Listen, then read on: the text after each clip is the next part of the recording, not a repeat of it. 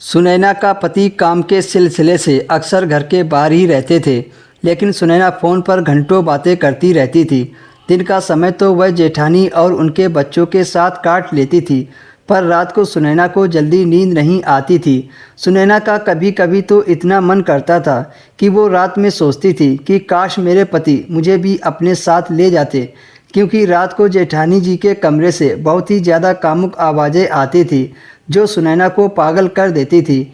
एक बार की बात है, जब सुनैना की कमर में दर्द हो रहा था तो सुनैना की जेठानी का बड़ा बेटा बोला, चाची आपको मालिश करवाने की ज़रूरत है तो बताओ।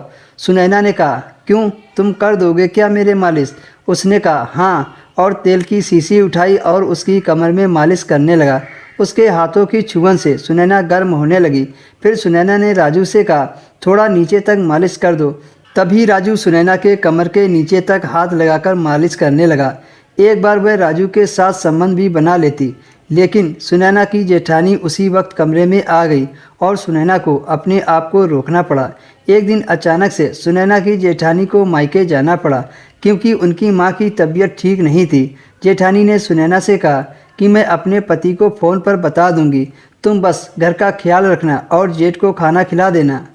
इतना कहकर सुनैना की जेठानी घर से निकल गई। रात को जब उसके जेठ घर आए तो उस वक्त सुनैना कुछ काम कर रही थी। जेठ ने सुनैना को नोटिस नहीं किया और नहाने के लिए सीधा बाथरूम में चले गए। कुछ देर बाद जेठ जी ने आवाज़ लगाई, सीमा जरा तौलिया लेकर आना। तब सुनैना समझ गई कि शायद जेठ जी को पता नहीं है कि उनकी पत्नी सीमा मायके चली गई है, तो सुनैना खुद फटाफट तौलिया लेकर पहुंच गई। सुनैना ने जैसे ही दरवाज़ा खटखटाया, जेठ ने अचानक से ही सुनैना को अपनी पत्नी समझकर बाथरूम के अंदर खींच लिया और उसे पीछे से पकड़कर दबाने लगे। ऊपर शावर से पानी गिर रहा था, जिसकी वजह से जेठ जी की आंखें नहीं खुल रही थी। शावर के पानी से सुनैना भी पूरी गीली हो चुकी थी।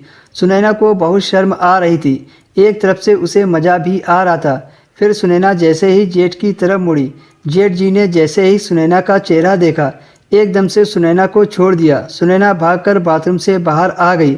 सुनैना ने तुरंत अपने कपड़े चेंज किए और मेज पर खाना लगाकर सुनैना अपने कमरे में चली गई।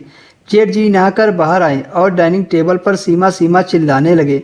सुनैना को बहुत शर्म आ रही थी, फिर भी वह जेठ के पास गई और उसने नज़रें झुकाकर बोला, दीदी अपने मायके गई हैं, आप बैठिए, मैं खाना लगा देती हूँ।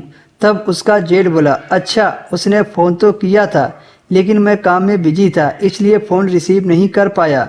सुनैना ने जेठ जी के लिए खाना लगा दिया और वो खाना खाकर अपने कमरे में चले गए।